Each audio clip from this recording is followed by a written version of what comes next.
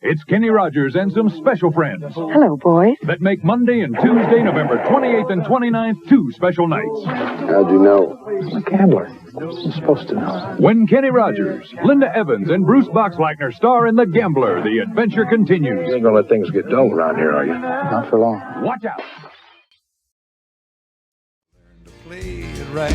You got to know when to hold up, know when to fold up, know when to walk away, and know when to run. You never count your money.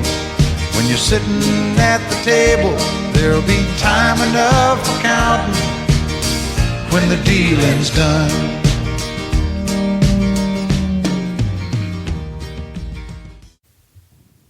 Hello and welcome to Book versus Movie. This is a podcast where we read books that have been adapted into movies and then we try to decide which we like better, the book or the movie. I am Margot P. of coloniabook.com and this is my good friend and co-host, Margot D. of Book and Fitchick. Hi, everyone. I have a little bit of a, I don't know, some kind of a bug, some kind of a non-pandemic-y bug. It seems. So apologies for my little kind of throat frog that I've got going on. Now, if you saw the title of this episode and you've never heard our show before, you may be curious as to why we're covering this movie. And the short answer is that we had a busy week. With the election. It's a lot going on. So here's the deal. We try to give you a brand new episode every single week. And so sometimes we can't always do like a misery like we did last week. You know, we can't always do a full piece of literature that has been adapted into a movie. And so sometimes we consider sources, other literary sources that have been adapted into movies. We'll look at plays, short stories, novellas, and even poems and songs as we are doing today. And this song was such a juggernaut. I was kind of afraid to listen to it this week. I don't know about you, Margot, because I was worried it'd be an earworm. I knew that as soon as I heard it all the way through, that I would, and in fact, that's exactly what I held out till yesterday. And sure enough, all day yesterday, as I was, coughing and hacking, it's here in my mind now. And I'm excited to talk about, I think this song, as we said, this song was everywhere when you and I were kids. Everywhere. It was the crossover hit. He is such a crossover artist. And he also did a little bit of dabbling in acting. Not terrible. No. We've seen worse. I definitely seen worse. But I think even so, underrated. I'm going to say it. I think Kenny Rogers is underrated. Even though he was such a massive presence in American culture and influenced so many other artists, I think we just don't talk about Kenny Rogers enough. Especially nowadays, there seems to Michael McDonald. Michael McDonald. People are like all into the Michael McDonald. I'm there too. And he's Kenny Rogers. I'm sorry, Kenny Rogers makes Michael McDonald look like amateur night at the Verona Casino. But we'll get into that now. Maybe you have opinions about this. I bet you do. Maybe you'd like a place to share it with other listeners of this podcast. You'd like to meet some of them, interact with us. There's a few places on the internet where you can do that, and we would love to have you. We're always looking for suggestions. We just, Justin, I believe this week gave us a couple of great suggestions for the holidays. One of them is Bell, Book, and Candle. We're definitely looking for Christmas. So if there's Christmas songs that turn into great movies, let us know. We do have a basic Facebook page, but we're much more interactive in our Facebook group, which you have to join. But we have 2 posts there. One's a list of the shows we've done before, and one is a list of ideas that people have. We just ask that they both be pretty easy to get. They need to be on a streaming app, or we have to be able to get them. We can't take DVDs and VCRs. Sorry, Margot, my cat's climbing up my leg as I'm talking to you. We're on Twitter and Instagram and Threads at Book versus M Movie. And we have an old-timey email, book versus movie podcast, spelled it all out, at gmail.com. Send us your suggestions there. Or if you would like some stickers, please email us with your address and one of us will drop them in the mail for you. And if you really enjoy the show and would like to help keep the lights on for us, you can support us on Patreon. Patreon. I want to thank Jay Clark for joining our Patreon page. We have we've been doing the show for 9 years. So what we've decided to do in our regular feed, we have 2 years worth of shows, and there's lots of Christmas episodes and some Stephen King in there, everything you like. And then everything before that, we put up on the Patreon wall. Recent episodes we put up there: Stand By Me, Phantom of the Opera, Little Women, the Ghost and Mrs. Muir. Just some really great episodes are up there. We would really appreciate it if that's what you want to do and you want to support us and you have the means to do so. Wonderful. If you don't, if money's tight, we totally understand. If you could just leave us a review wherever you get your podcasts, or seriously, just tell a friend about the show. We'd be most grateful. It helps us find our people. I'm looking at the Wikipedia page, and what's kind of weird is it says that his birth name is Kenneth Ray Rogers Sr. I don't think anybody's birth certificate names them as a senior. But anyway, no, I think he did have a couple of kids later on. But, okay, look. I mean, first of all, I think Kenny Rogers, talk about Christmas. When I think about Kenny Rogers, the first thing I think about is the Kenny and Dolly Christmas special. Kenny and Dolly in their ski sweaters. If you've never seen it, look it up on YouTube. You're welcome. But Kenny Rogers is such an interesting figure. The first kind of group that we know him from, or that you and I know him from, maybe a lot of these folks are too young to remember, a group called The First Edition. And they had this amazing hit called I Just Dropped In to See and yeah. They added this, it was such a great mix of voices. I didn't know this until this week, but apparently that song was first recorded by Jerry Lee Lewis, of all people. Oh, really? Yeah. And his version actually is really cool. It's very good. So they redid it. They added that, that kind of psychedelic. So you have Kenny Rogers, who's the lead vocalist. The sound is kind of like a funk, psychedelic sound. And they had a woman in the group. Let me find your name. Thelma Camacho, who's from San Diego. Oh. Got her singing start at our Starlight Theater in Balboa Park, those of you who are from San Diego. And Thelma was an operatic singer. So that's why in the background, you get those great high notes behind Kenny's earthy, soulful kind of vibe. And it is an awesome song. If you only know Kenny from The Gambler, didn't even know this was Kenny Rogers, but if you know that's Kenny Rogers, it's totally Kenny Rogers. It's in The Big Lebowski. That's a huge section of The Big Lebowski is this song. Huge, again, massive, massive hit. One of those hits that kind of goes on and on and on, never stopped being played on the radio. And then they also had their other hit. Now that hit's very psychedelic, as we said, but their other kind of big hit that First Edition had had a kind of a more country feel. And all of this is to say, I mean, he's from Texas, but I don't know that he was such a country guy. I think he's pop per se, but yeah, more poppy. And if you look at his career, it always is veering back to pop. But they had this song, and it was also done by somebody else first. Oh, What Is Your Name? I think Waylon Jennings did it first, but it's this song called Ruby, Don't Take Your Love to Town. Yes. Remember that? Ruby, don't take your love to town. And it's about this a lot very of singing today, Margot. I know, with my cold voice. It came out in 1969, and it actually was written about a veteran who had come back from the Pacific Theater in World War II, but he references an Asian war, and everybody assumed that it was about Vietnam. But anyway, it's about this disabled vet who has come home from war, and his sweet little wife, who's much younger than he is running out. She doesn't even care anything about him. She's making herself up. She's going to go out for a night on the town. And Ruby, Don't Take Your Love to Town was another mega, mega hit. And I think they also did a little movie. I tried to find it. I could not find it. A First Edition did a film to kind of try to keep it together, keep their career, that train going. But it ran out of steam. And Kenny was just too big. Too big. The 70s were coming. He had to go. Oh, he had to go rule the 70s. He did so many duets. I can't even think of all of the duets that he did. Of course, famously paired with Dolly. Islands in the Stream. That's written by Barry Gibb. Written by Barry Gibb. Well, you know. I know. I know. Even with all of the when we talked about Saturday Night Fever, which we did because it was based on a magazine article, we talked about how that whole album was like all that was on the radio. Even so, I think he's so underrated as a songwriter. But he did duets with, Tammy Wynette. Sheena Easton, Tammy Wynette. What's the one from Canada? Dottie Snowbird West. Anne Murray. Yes. Kim Carnes. He just has a voice that is like, you can't mismatch his voice with any other kind of voice. Like, it sounds good no matter what you put it up against.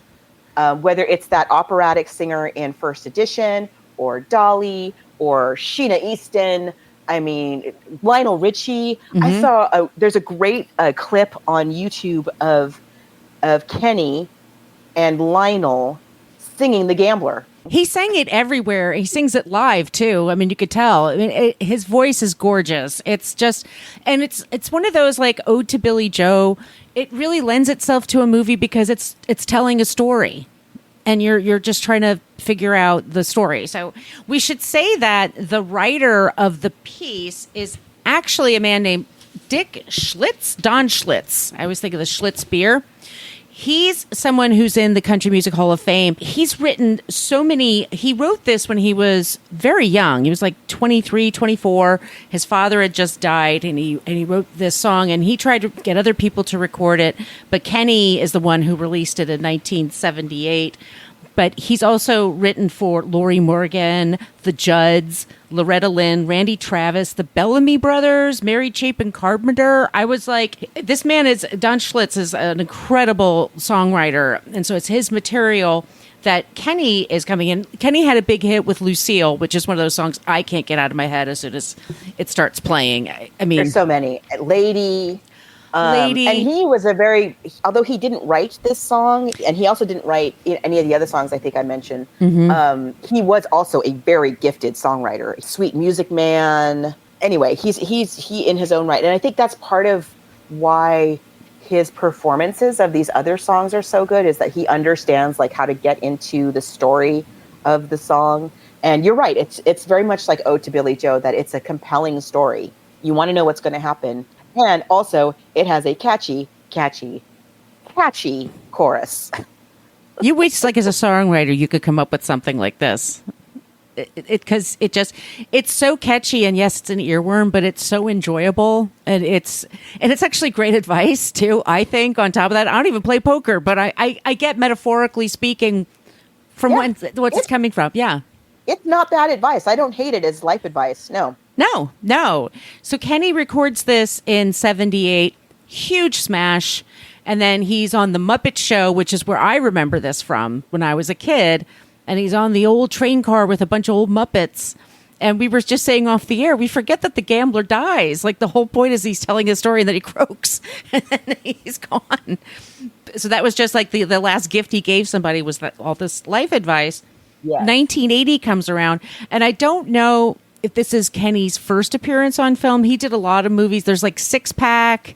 It's not. I think Six Pack is before this, or like right before this. Yeah. And we should talk about the official title of this movie is Kenny Rogers is the Gambler. The Gambler. And I even found it somewhere listed as Kenny Rogers is the Gambler. As the Gambler with Bruce Boxleitner. That's the whole title. And the next one is Kenny Rogers as the Gambler, the adventure continues. Kenny Rogers as the Gambler, part 3, the legend continues. Spoiler alert, the Gambler in the movie does not die at the end, because we have to have a very long franchise. There's a lot of, apparently we thought there were a lot of untapped stories in the Old West that we had to... We have that going on now. I know. There are many Westerns on TV now. And I'm not the audience. My mother was this audience. She loves these stories, but it's not normally my jam.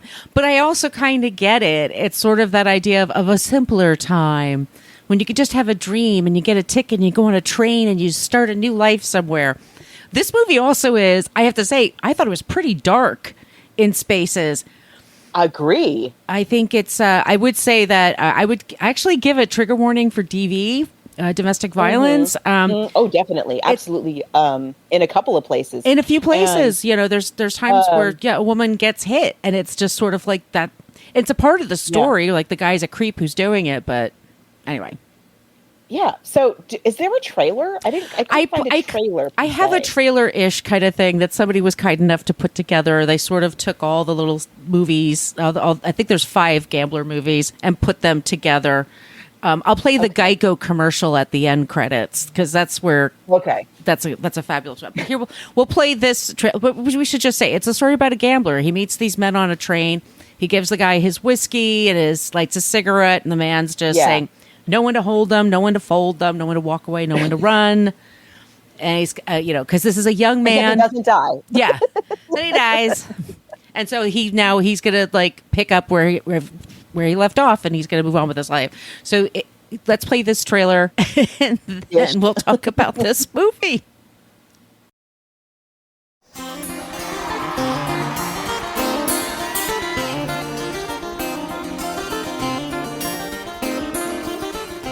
You got to know when to hold on, know when to fold on, know when to If you'd come along when I did, you'd be in one hell of a fix right now. never count your money. I'm a gambler.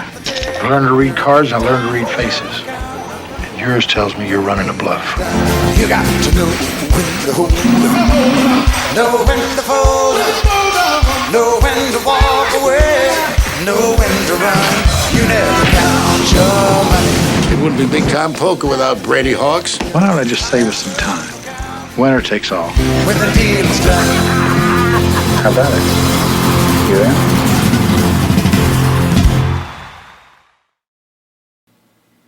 There were a lot. I remember this being on television.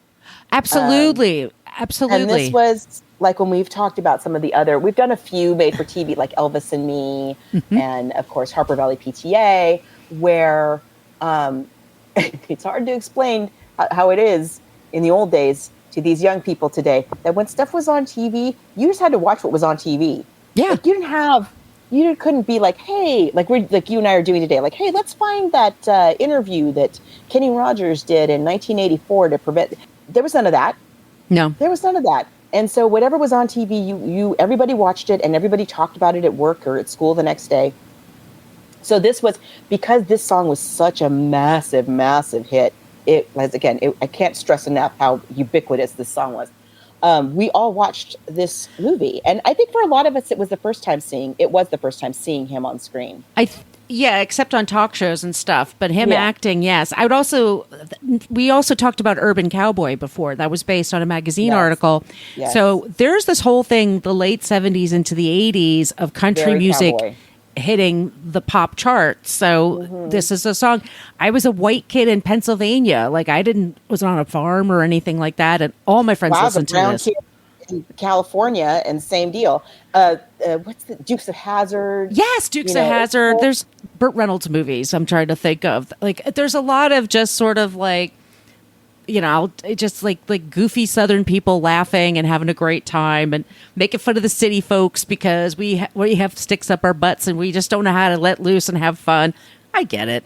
And so like I said, this music was super, super catchy and he was very, very popular. Urban Cowboy was a very popular movie and I think it was rated R, but that soundtrack was everywhere. This is all like in the zeitgeist. It makes total sense. And it's easy. They filmed Little House on the Prairie, around this time. You just use that set, I'm convinced. It says that they filmed in Tucson, and at the end it says that they filmed in Tucson. But did they film it all in Tucson? I don't think so. Because it awfully looks like the hills of MASH. It does look like the hills of MASH. Sort of like Thousand Oaks, Santa Monica, Malibu area of Southern California, for those of you who are familiar with it. So I think they did maybe some shots there as well. And I got to say, not mad at the story that we came up with, the story choices. Yeah. Good. I think good choice to bring in Bruce Boxleitner. Okay. Who is this handsome Bruce Boxleitner. I remembered this young Bruce Boxleitner on my TV screens. Like, oh yes, please. Yeah, he's cute. Yeah, and he's good. He's funny. If you're thinking about it in the framework of the song, he's the character that Kenny Rogers is in the song. And Kenny Rogers is the one who's playing the older, more experienced gambler. Hey, it's good old boy Mike. This is good old boy Dave. From Sips, Suds, and Smokes. Sips, Suds, and Smokes covers wine, tea, coffee, distilled spirits, whiskey, scotch, beer, cigars. People whose first name starts with Q. Bad fake British accents. And we always take time to make fun of the people of Alabama. Banned once again. It's a 1-hour episode that's mildly entertaining for about 22 minutes. I think mildly would be a vast improvement. Well, we do have the only beer show with the Holy Man. We talk about these products and rate them with our unique rating system, like our Suds 5 rating.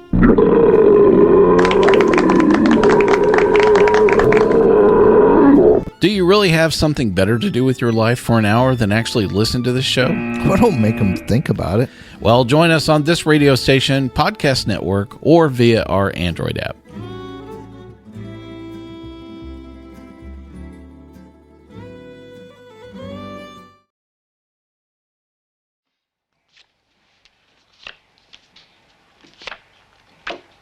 $20.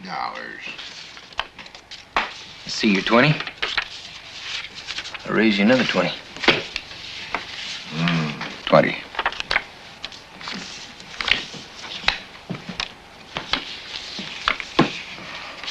Ten bets. 5. 4.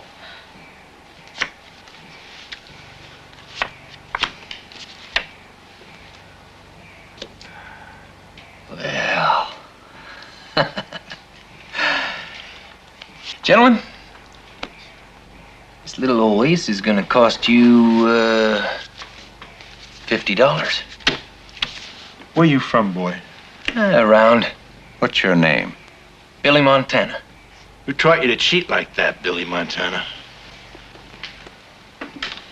It's a mighty harsh thing to say, mister. That kid's cheating. Seems he's not the only one cheating in this game. Why don't you two take your game somewhere else?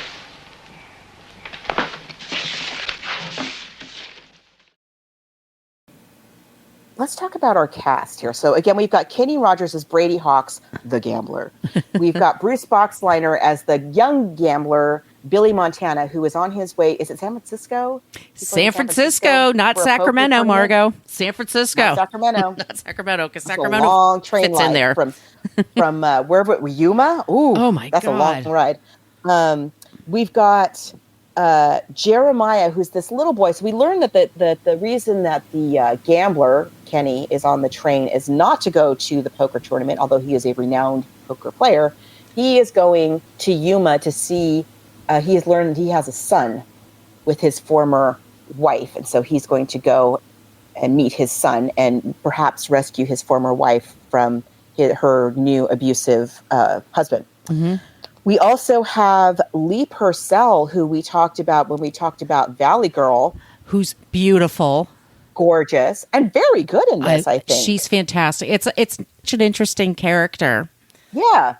We have Eliza, Christine Belford, who's beautiful. So we have Eliza is Brady Hawk's, the gambler's ex-wife. She left him. We never really learned why she left him. Didn't tell him that he had a son, so she left, pregnant, presumably.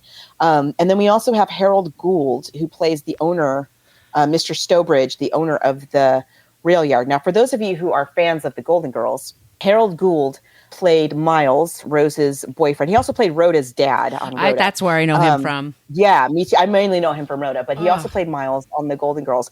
And Christine Belford, who plays the gambler's former wife, she was also on the Golden Girls as Rose's daughter. So for you Golden Girls fans, this is going to be a real treat. Then we have her bad. He's the baddie of the piece. There's actually two baddies. There's Mr. Stowbridge, the railroad guy. And then you have Roof, which I think is short for Rufus. I think so. It's just spelled Rufe, Ruth Bennett. Yeah. That's Clue Gallagher. Gallagher. Yeah, I always say scary. Gallagher. It's Gallagher. And yes, it's Gallagher, isn't it? Yeah, he was in the Miramax had that Project Greenlight show, and one of the seasons they did a horror movie, and it was Clue Gallagher's son that directed it, And they made a big deal about Clu Gallagher because he's a big-time character actor. He was in everything in like the 60s, 70s, and 80s. He was always busy. So he plays, and he's so good in this. He's very good. Yeah. He's super good. He's very method, you could tell.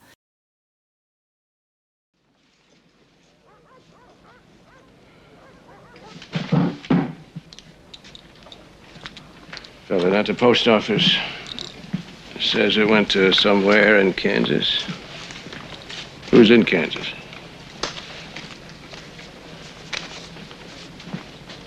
Who? What? Brady Hawks. It's no law against writing your own father. So she told you. I kept asking. What'd you tell him in the letter? Nothing. Told him where to find you. Told him about me. Huh? You tell me now what you wrote down in that letter. Let him be. You put him up to this?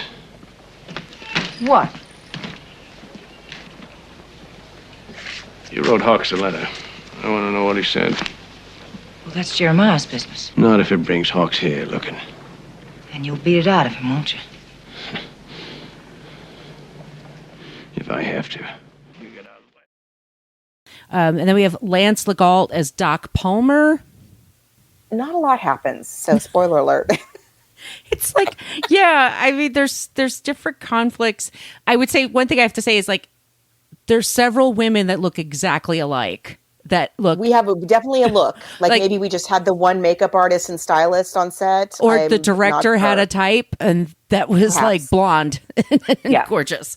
Which so sometimes I had a hard time telling them apart. But we have Bruce Boxleitner, Billy Montana. He meets up with the gambler. They meet up with each other when he's trying to cheat his way out of a card game to get some money. Right. And at the same time, he also meets Jenny, who is this very sweet lady who's going to Sacramento, and she's married and she's a lady. But she has a past. But don't forget, she's a lady. Lady. I'm your knight in shining. Kenny, as we were saying off the air, we were being very dirty. I mean, he's very sexy. He's a bear of a guy. Like I was saying to her, like he's a guy you can have some ribs and coleslaw and hang out, and he'd just be easy peasy. There's something very attractive about that. He doesn't work too hard either. I mean, they make his character. They go on his charm, but he has considerable charm. So let's talk of this. Let's get this part of it out of the way, because Kenny Rogers is not. Was never invited to go on the actor studio, I don't think. How did you work on that limp, Kenny? I think this is actually very clever. They do a couple of really clever things to make the most of Kenny's acting, which again, we're not mad at. It's fine. It's fine. First of all, the character is extremely laid back, so he doesn't have to do a lot of extreme emotions. He never raises his voice, and that's good for Kenny. And there's one shot I saw, where he's talking to the little boy who is his son, and they do a long shot or a full body shot of him talking to the son, and you can see in this full body shot, like he's really kind of doesn't know what to do with his body as he's acting. And that's the only time that I saw it. Like the rest of the time, they disguise it very cleverly. One, because if you've ever had to take an acting class, as we sometimes, in the course of college or whatever, you may have to do speech, if you're studying speech or whatever. One of the hardest things is knowing what to do with your body and your hands. Like to just stand there naturally is super hard to do. Your body wants to fidget because you're nervous and trying to think of what you're trying to say and remember what your lines are and remember what you're supposed to say next. And so it's a very natural, like human reaction to want to fidget, kind of move your body as you're talking, which is weird. Like during COVID, I noticed on the news a lot because everybody was interviewing everybody else via Zoom. Mm-hmm. And it drove me crazy that every single time I turned on the news to watch somebody being interviewed on Zoom, the interviewee, not the anchor, because they know what to do with their bodies, but the interviewee would be in their desk chair at home and rocking back and forth and rotating back and forth through the whole. And I'd be like, can you just somebody tell them to hold still? Anyway, so they help Kenny out a lot. Number one, by mostly shooting him from the chest up. It's mostly real tight shots of Kenny, like chest up or even tighter in on his face. Just that beard. Just that beard, which is the beard's doing a lot of heavy lifting for us.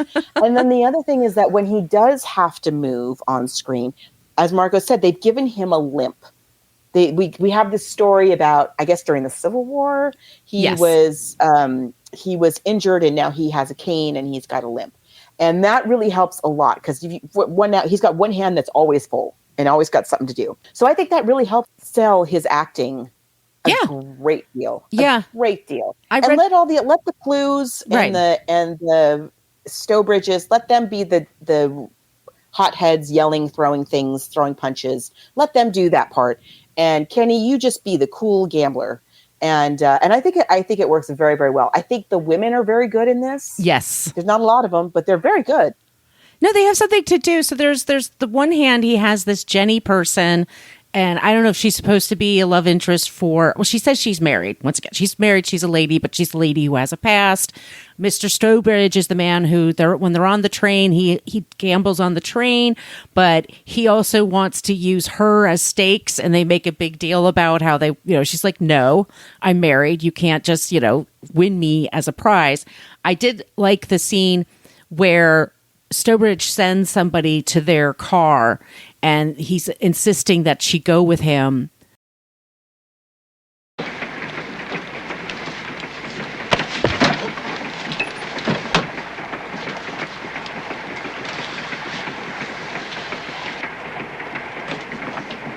Excuse me, ma'am. Mr. Stowbridge would like you to join his party.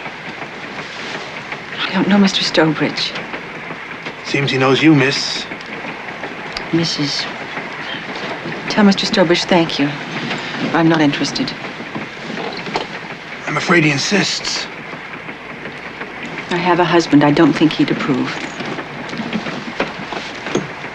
When Mr. Stowbridge wants something, he usually gets it. If I were you, I'd do as he asks. I told you, I'm a married woman. My husband is a very influential man. Make it easy on yourself. I don't think she wants to go to your party. I'd stay out of it, mister. Mr. Stowbridge runs this train. In fact, the whole railroad. Let's go.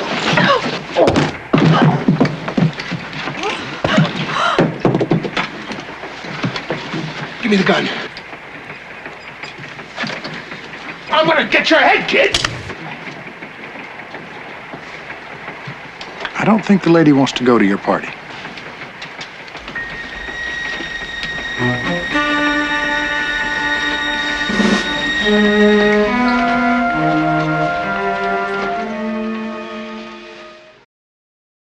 To the back, and she says, no, I'm married. You can't do that. The whole thing is that at one point she was a sex worker, and so they're trying to shame her. And the sex workers in this movie tend to be very cheerful. And there's a couple of scenes where Bruce Boxleitner sees the one woman who's just like, hey, when you get your paycheck, he's like, okay. It's very sex positive, my point. It is remarkably so. But for something that was on primetime television for a general family audience, as Margos said earlier, we have some real dark moments, and also, I agree, it is rather sex positive. It was, very randy, But he had a child with this this other woman, Eliza. Sorry. So Eliza and Grady had a fling. I don't know if they were even married or not. I think that, but they split up, and she's now it's not clear. Unclear. Yeah, they had a home apparently because he goes back to their home to find it abandoned. That's right. That whole and she has left him. But no, you're right. I don't think they ever say that they were actually married. But she's with this Clu Gallagher now, who's a real creep, Roof, and he beats her son. and he's abusive to his mother. And he knows that he found out only recently. He's a really good actor too, the little actor who plays the kid. But he finds out that his dad lives someplace in St. Louis or whatever, and so he writes him a letter.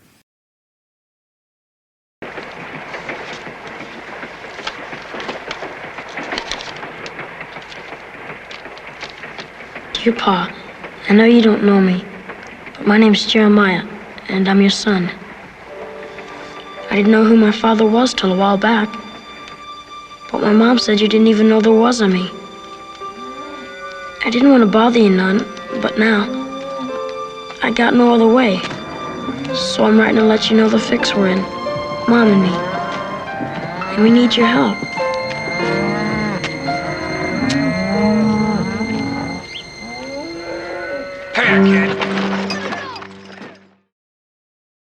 Saying, hey, just found out about you. Mom's dating, is married to a real jackass. I want to find you because either take me with you or you got to rescue. Yeah, help. Yeah. Asking for help. And he, according to him, didn't know that the kid was his until that he got that letter. But now he feels, of course, responsible for making sure the young man's okay. And it's like I said, it's scary. I mean, he's a real bad, mean dude. So the kid is, he travels with Kenny. There's lots of scenes of gambling because it's about a gambler. I get that. It is, it's called The Gambler. Poker is not my favorite sport to watch. My parents loved poker. I just did not inherit any of that. But also like fake acting poker. And another thing here, one of the things that struck me as very odd about this film that I didn't remember at all, and certainly didn't anticipate. First of all, we only hear that song over the opening credits and over the closing credits. Mm-hmm. There's not a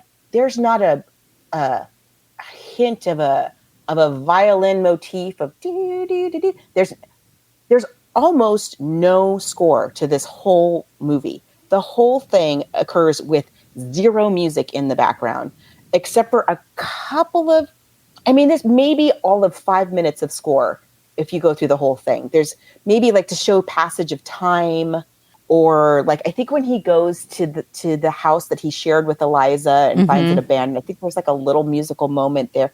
But for the most part, like the poker games, the fights, all of the things where there would be or like music, the train traveling through the old wet, no music, zero music.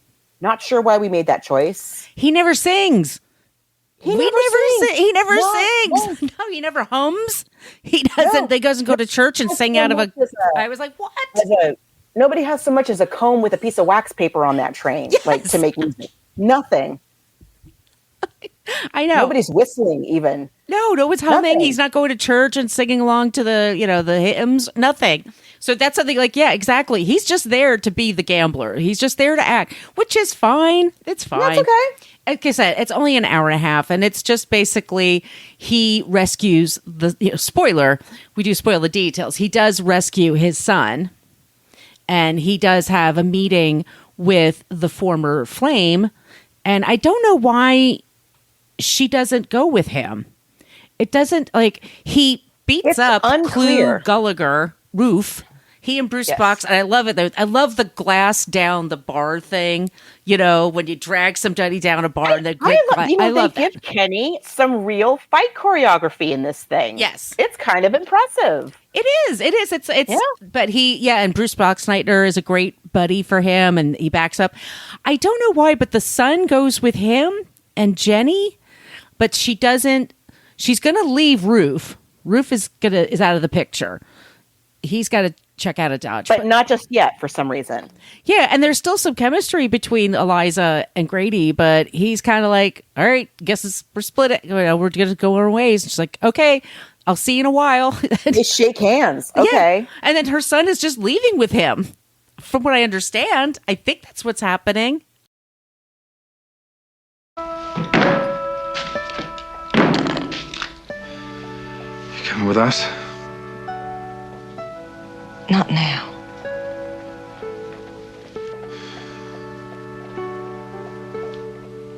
gonna do about Jeremiah? He needs to be with you for a while. You ought to get to know him.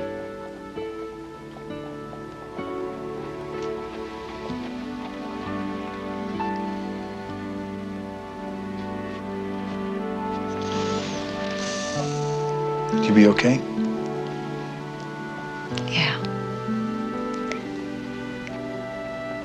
Goodbye, Eliza.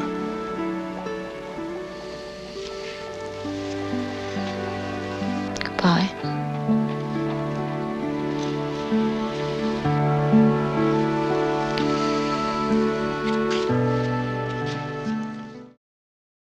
But oh yeah, that's totally what happens, because in the Gambler 2, he's with that son. Yeah, it's kind of a weird ending, because at some point the son, when they're chatting, when they first kind of meet up and they're chatting, the son says something to the effect of that his mother is still in love with the Gambler.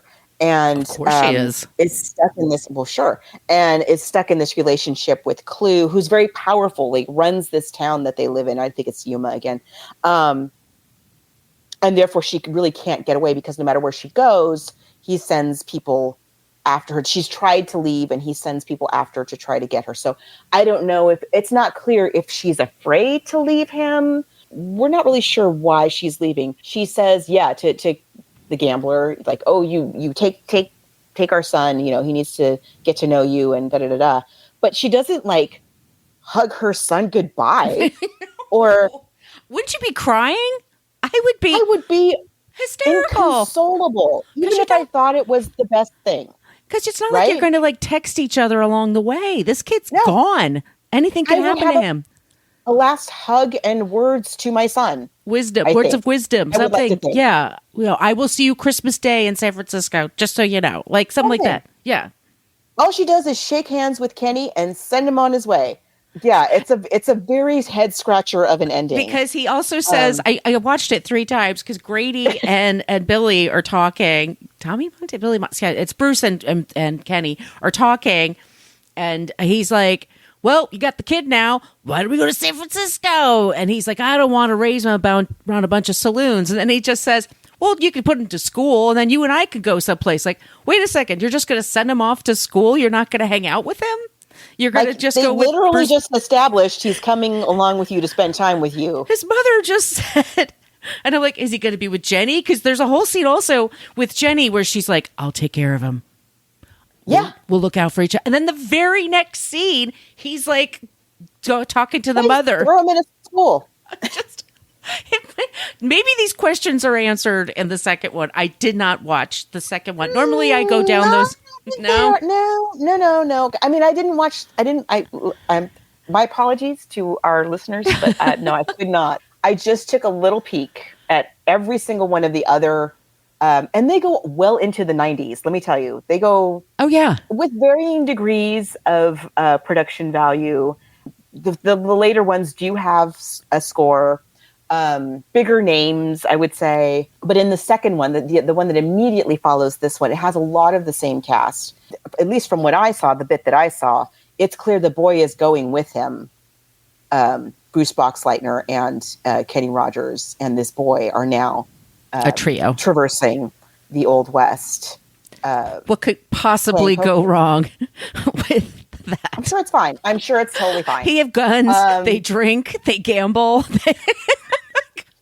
And then let's just go to Deadwood. Sure. The third one has a remarkable storyline, extremely sensitive, involving the Sioux Nation. Oh, no. Yeah. Spoiler alert, Kenny's on their side. He wants to help them. So there's that at least. It doesn't have Linda Evans. I think that one does have Linda Evans. I think she's second and fourth. She's so pretty. She's gorgeous. Gorgeous. Oh my God. And it's very like Linda Evans' Big Valley. Those of you who remember the Big Valley. Dynasty, but like in that kind of westerny, Big Valley. Yeah, you're right. She's in second and fourth. Third one is Charles Durning as the bad guy. We Come love Charles on. Durning. I love Charles Durning. So we've still got Bruce Boxleitner. Anyway, so that's the one. I think the third one is the one, The Gambler, Kenny Rogers as the Gambler, Part 3, The Legend Continues. Curly's Gold? I mean, like, what? Yeah. And then the next one, then Part 4, The Gambler Returns, The Luck of the Draw. And that's the one with, I think that's the one with Dixie Carter as his love interest. From Dixie Designing Carter. Women. Yes, 1991. So like at peak Dixie. So that was kind of a big get, I think. I think so they Gene Barry, David Carradine, Chuck Connors, Brian Keith. It's getting bigger and bigger at this point. You know, by the time we get to number 4, it's a lot. And then we've got the last one, which is 1994, The Gambler 5, Playing for Keeps. But it has. And we have a return of Bruce Boxleitner. And we also have at the Butch Cassidy and the Sundance Kid and Mariska Hargitay playing Etta Place. Yes. I mean, that's... Yes. Okay, I'll probably watch that. And supposedly, I tried to find this, somewhere, and this also didn't make any sense to me. There's supposedly an interview, like a late night talk show interview with Kenny, like in the 2000s, in the 21st century, where he's talking about like the possibility of a Gambler 6. He says something to the effect of like they wanted that the opening scene of this Gambler 6, which never was produced, but that the opening scene would have Kenny getting injured in a gunfight, which would account for like his he was older and his advanced age. He had some stuff. And so they were going to kind of disguise it. But I was like, but he already has a limp. Anyway, they never made it. But we haven't even talked about the chicken. No, I was going to just say, do you remember that episode? It's of Seinfeld. Not only do I remember the episode, but when I lived in New York City during those years, I lived there during the Seinfeld years. And Todd and I lived on the Upper East Side, and I worked at the Metropolitan Museum of Art. And so I would walk through that neighborhood every day, back and forth to go to work. And there I used to pass the Kenny Rogers Roasters every single day to and from work. And I remember the first time I saw it, I was like, that Kenny Rogers? The Gambler? The Gambler has a chicken place? And it was very successful. I think it was good. I had friends that swore by it, that they really liked it. Of course, he had many, many hits, but he didn't write as many songs as you'd think, Kenny Rogers. So maybe that's because, listen, when Kenny Rogers sings a song, it's his forever. It's his forever, but tell that to the publishing rights. I mean, I think he's got to invest his money somewhere. Like, yeah, and it's funny, because I hadn't really thought about it until this week. That's probably, and it's probably also why. For all of those songs that he made, he must have made a lot of songwriters a great deal of money, right? And and I'm sure he made money off of his records, but nothing like a songwriting rights, would garner. And that was probably why he went into this business. He must have been quite savvy, because he went into like with the former CEO of Kentucky Fried Chicken, or like a founder of Kentucky Fried Chicken, or something. Like he got the top chicken people. But I think that maybe that is also why maybe he just loved touring. He toured and toured and toured and performed live until he literally could not do it anymore, until he literally could not stand up there and sing anymore. And he always sounded great. Even like as his voice aged, as I said earlier, like there's this video. I'll find it and put it in the Facebook group. It's a very late Kenny video, him and Lionel Richie singing The Gambler. And, he's a lot older and he doesn't have quite the range that he had in his younger. It's still phenomenal. It's still Kenny. Just for watching Lionel Richie dancing in the background, worth it. Worth every penny. He retired in 2015 and it was called The Gambler's Last Deal. That was the name of his farewell tour. He passed away in 2020. Yeah, Kenny Rogers Roasters. I had friends that like swore to me it was like the best chicken they'd ever had. They really loved it. He was married several times. Showing up all over the place, like 5 times. 5 times with 5 kids. We didn't even talk about, which he also didn't write, but they also made a movie about, I think, the Coward of the County. Remember? That song is messed up. It's a mess. It's a yeah. There's a lot, talk about domestic violence. Yeah, it's very violent. Mm-hmm. But that was another one that I think they made a movie out of Coward of the County. As well. It lent itself to a movie for sure. Mm-hmm. But that song is messed up. But I cannot believe I forgot. I remember at the time because they were on television, but I forgot that they made gambler movie after gambler movie after gambler movie. But how many, like I said, Old West TV shows, like I'm just like, how many are there? It's just not my thing, but there's so many. It's not my favorite either. Because I'm always like, but what about the Chinese immigrants and how they were treated? And what, I mean, it just, it really lends itself. Bonanza. Yeah. It just kind of, and I just, for me, when people are like, oh, would you live any other time? I'm like, no, I like the internet. I like conveniences. I have no desire to do I without. always wonder, like, when people ask that, what time are you talking about? Because if you're asking that, you probably want to live in some other time. What time? Give me a time. When's it great for Before women? World War II? When's it great for women? I'll wait. Not great for women. Not great for my people. Gay people. No. I mean, I'll take now. Thanks. I'll take tomorrow. I'll take. But after these Gen Z. Yes.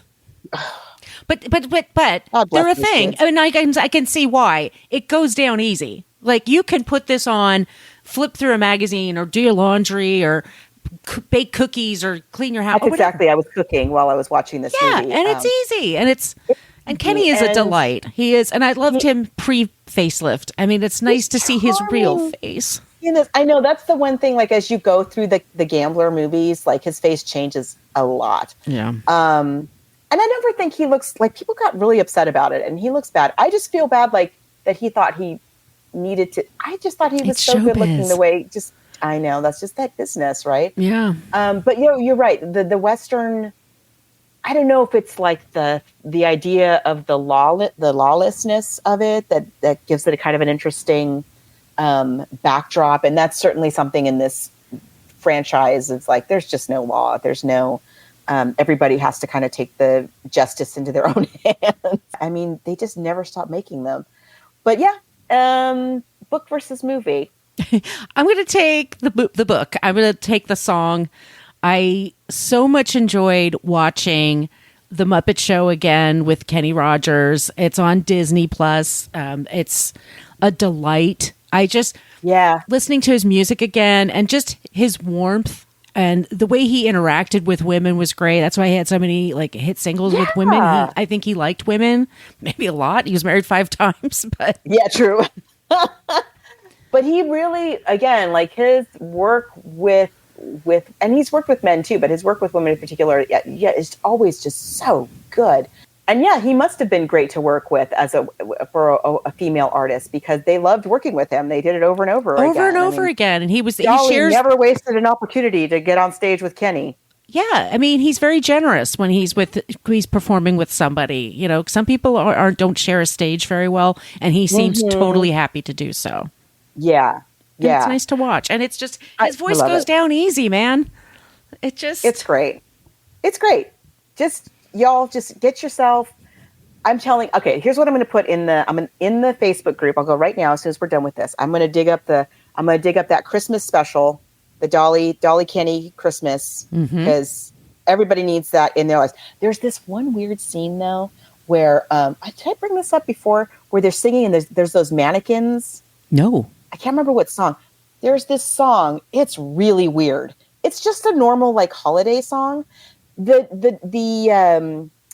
what do we call that? The premise of this Christmas special, and it was on regular television, was that Dolly and Kenny are it's very meta.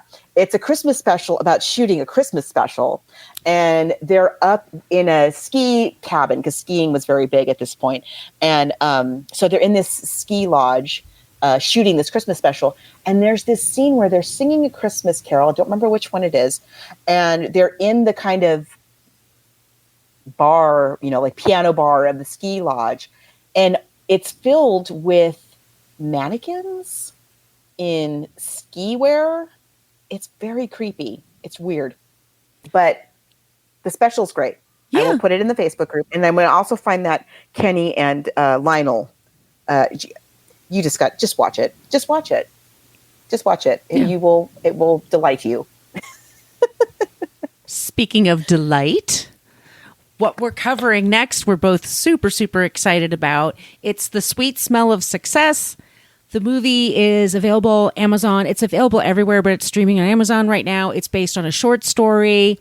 We're going back to Burt Lancaster and Tony Curtis. It's New York City. Clifford Odets, I think, helped with the screenplay, if memory serves. I kind of remember that too. That's funny. Have we talked about Tony Curtis yet? We should talk about him more.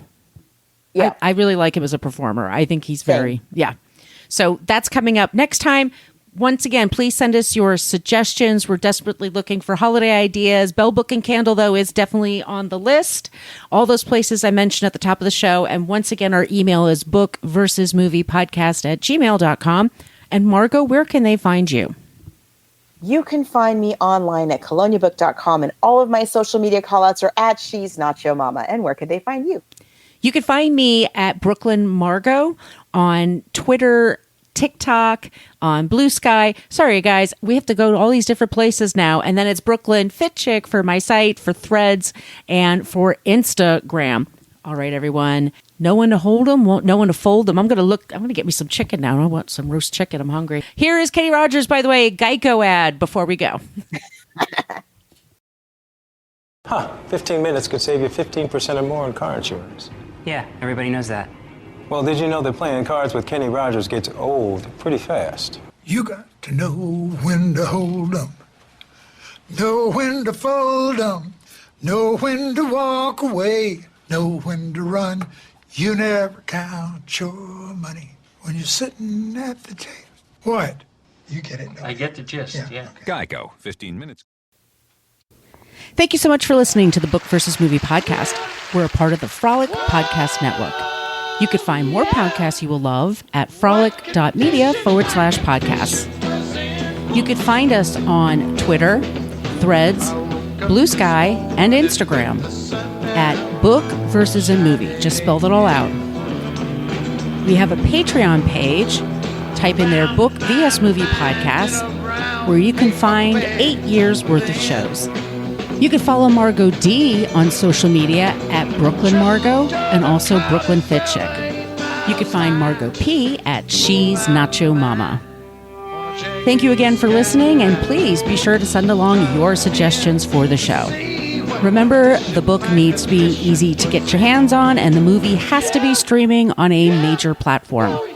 We will be back soon with a new episode.